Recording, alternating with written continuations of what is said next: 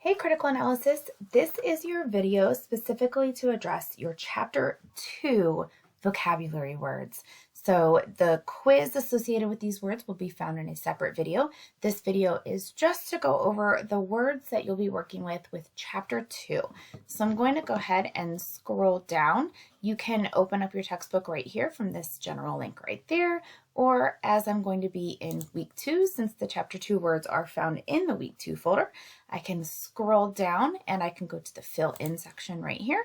And there is my Chapter 2 study guide. So that will pop up here.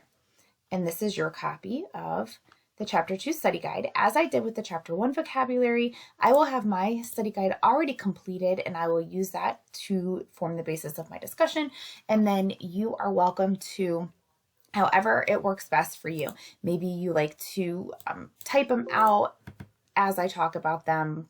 Maybe you like to print out a blank copy and fill it in, whatever works best for you. Okay, I also, as I said, will have the textbook up and running. You can get to that from that link I showed you just a moment ago, or click down here under read. There's another link for our textbook. So I have the textbook pulled up. We have 3 selections our vocabulary words are coming from this time in this chapter, selections 1, 2, and 3. So if I click over here, if I'm in my table of contents and I click down on Chapter 2, I will scroll down and you can see selection 1, 2, 3. These are where these words are going to come from. And so I will click on selection 1 is a history selection.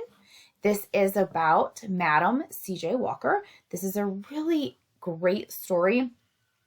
Someone who really paved their way as a female, as an African American, as an entrepreneur in a very difficult time period. So I think it's a really great read. If I had you face to face, this is one that we would be reading in class together.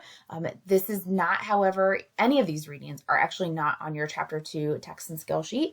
So you will not have to be required to read them for the assignment for Chapter 2. However, I do highly recommend that you do read these as you go through so you can see the words that are in our vocabulary, how they're embedded and used in context, and just because a lot of these readings are very interesting. Okay, so this first set of words, I'm going to go ahead and again use my guide here. The entire front side of your study guide, affluent down to selves, these all come from the C.J. Walker reading. And so I have the page numbers where you can find them, and then I will just kind of show you, like you'll scroll through and you'll be able to kind of see those again in context as we use those.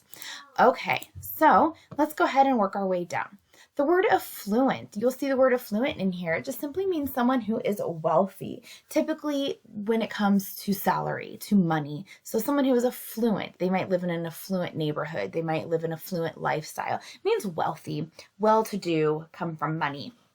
Menial, you'll see in the selection they talked about how C.J. Walker, Madam C.J. Walker, started off in a menial position. This typically means low pay, low skill. Does not mean not important, because there's plenty of jobs in our society that are considered menial because they do not pay very high, and you don't necessarily need like a college education or even sometimes a high school education. But that does not mean they're not important.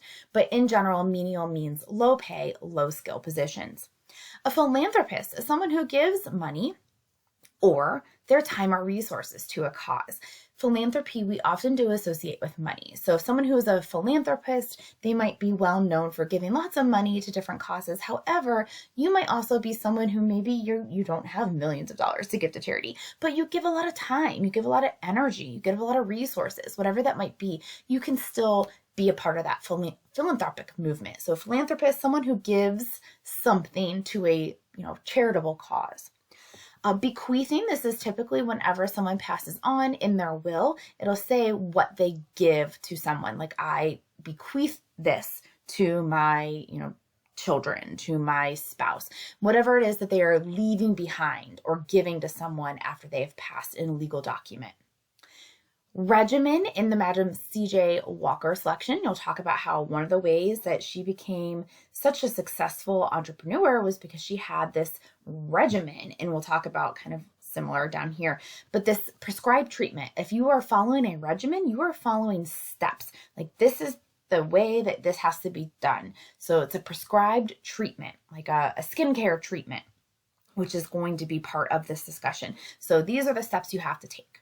Okay, so those are the first 5. We'll just kind of pause for a moment there. Again, all of these are coming from the same selection, the Madam C.J. Walker here. Again, a really interesting, important read. All right, from there, legacy, the mark that you leave on the world.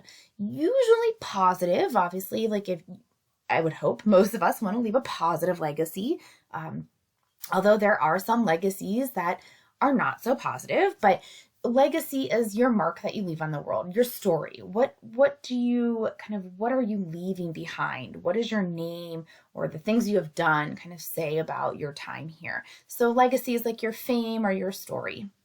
Undaunted, you are not discouraged. You are persistent. You are not going to back down from a discussion, or you're not going to back down from a challenge. You are going to keep working. Bolstered, to give some support.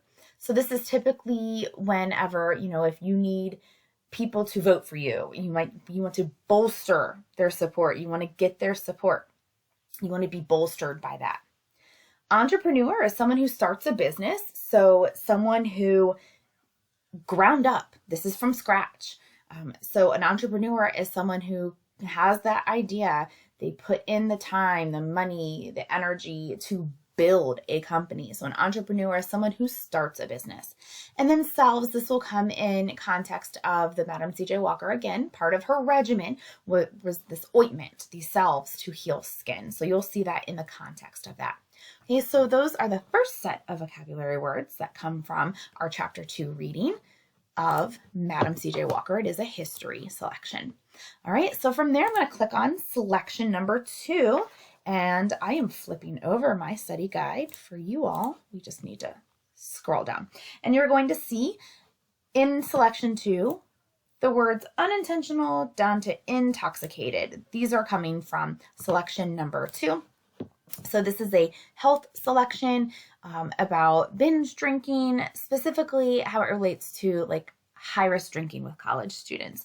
So again, another one that, much like Chapter 1's like procrastination selection, I think this one can kind of make a lot of connections because obviously you all are in college. Now, some of you are in different places in your life, with age and family and things like that, but this does have a connection to maybe many of you as to where you are. So this is another selection that it's not going to be in your text and skill sheet for Chapter 2, but it is an interesting read. It goes into a lot of kind of like psychology and reasoning as to why people in the typical college age range do have issues with drinking. But this is where these 4 vocabulary words are coming from.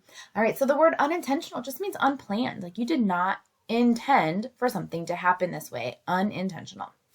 Vulnerable, this is probably a COVID word for a lot of people. Vulnerable population, someone who is susceptible or likely to. So if you are more vulnerable to catching something, you're more susceptible or likely to do so. Non-judgmental, hopefully it's just what it sounds like. You are not going to judge. You're not going to pass judgment or critique. And then intoxicated, your level of alcohol, how much alcohol you have had to, you've taken in. Okay, so those are 4 words that are coming from that selection. All right, and then the last set of vocabulary words, shunned down to hamper, these come from selection number 3. This is a business selection. There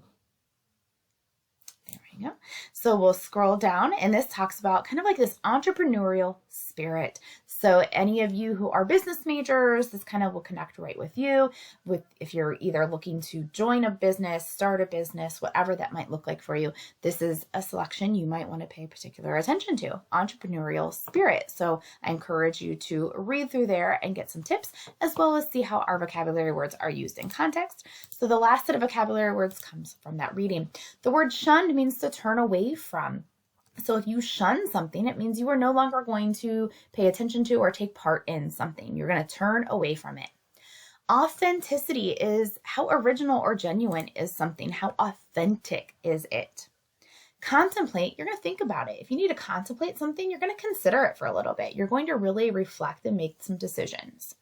Innovative is a good synonym for the word creative in business, especially if you're an entrepreneur. You need to have innovation or be willing to be creative or innovate.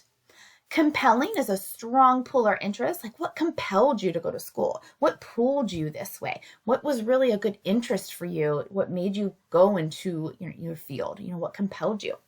And then hamper, not for clothes, but to put a stop or stifle. So if you've ever been in a situation where you felt like your creativity was hampered, it might have been like stifling your creativity. That's what hamper means. So kind of put a stop to or stifle or, really kind of smother creative thinking or whatever that might be, drive, motivation to hamper something. All right, so those are your Chapter 2 vocabulary words. Make sure that you tune in to your Chapter 2 assignment videos because that will specifically talk about your Chapter 2 vocabulary quiz and just making sure that you're using those words properly in the context of that quiz. All right, until next time, bye.